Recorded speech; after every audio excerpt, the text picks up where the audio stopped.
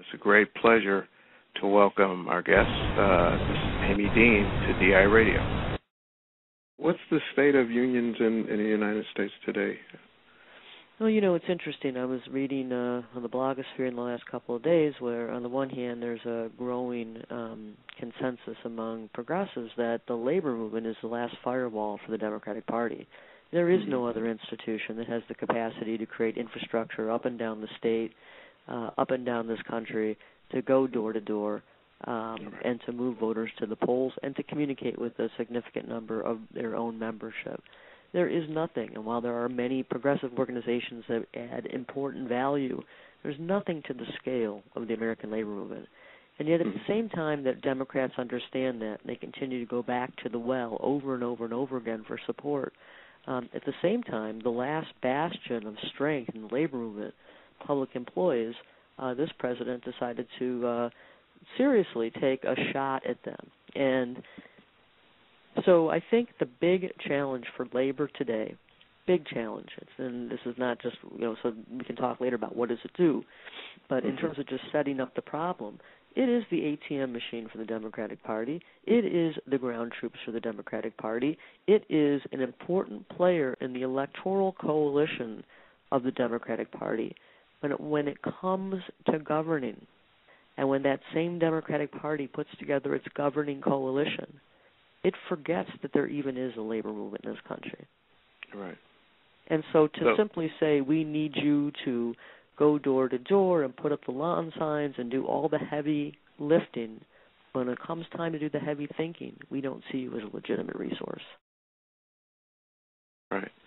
So have we reached a point where labor needs to restructure its relationship with the Democratic Party?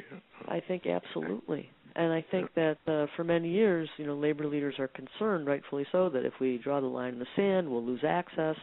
But I think it's a real wake-up moment right now, and I hope it's a teachable moment in America, and that the labor movement recognizes that if we are not getting substantially different political outcomes from our Democratic friends, then this argument we need to hold on to the chambers of Congress so that we are getting, so that we're winning and we're getting the kinds of victories that we need politically. If we're not getting those, and that the argument is that's why we have to hold on and support people who have not been champions, then it's really time to think.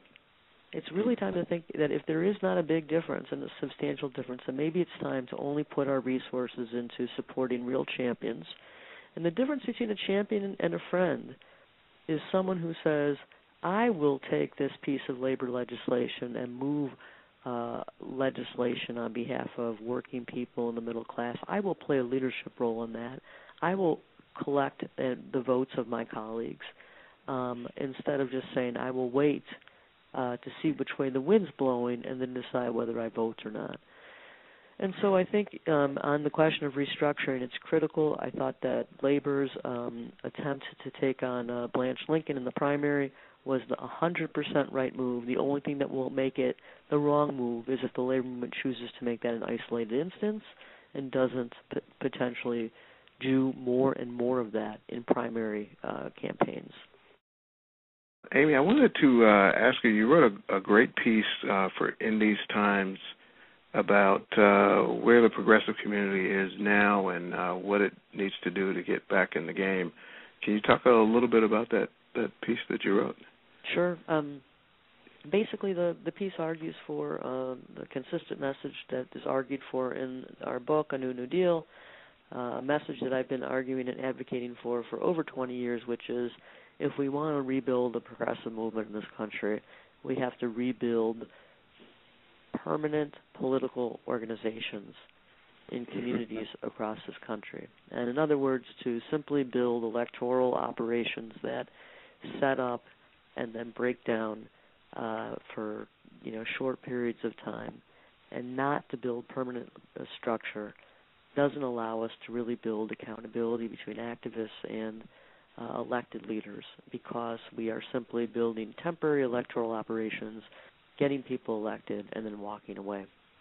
And so in the New Deal, we profile the kinds of organizations in California, San Jose, Los Angeles, San Diego, Alameda, where labor councils, which are the local labor federation, in collaboration with community organizations, are building permanent political operations year-round so that elected leaders are interacting with their social movement base, so that social movement organizations are involved in the governing coalition of these elected leaders, not simply the electoral ones, which is what I referred to earlier this session.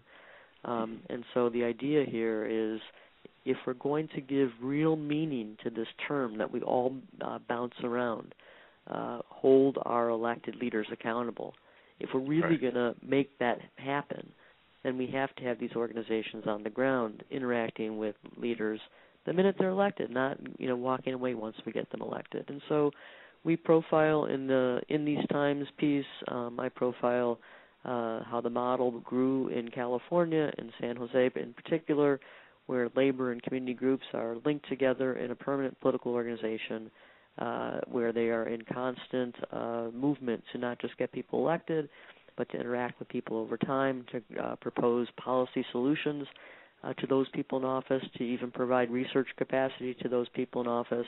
We talk about the model in a strong model in Oregon that's operating statewide, strong long-term political operation that's leading to substantial victories for labor and community groups.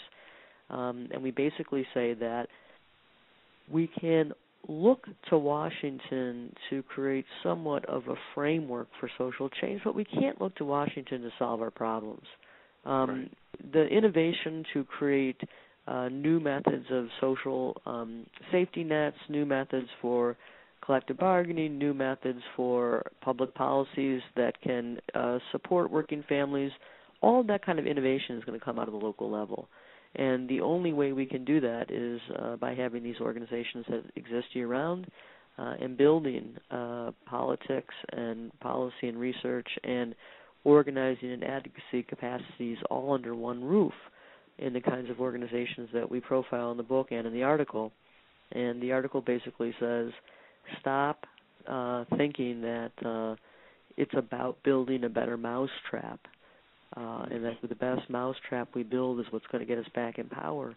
It's really not about that. It's about having a program and having local capacity.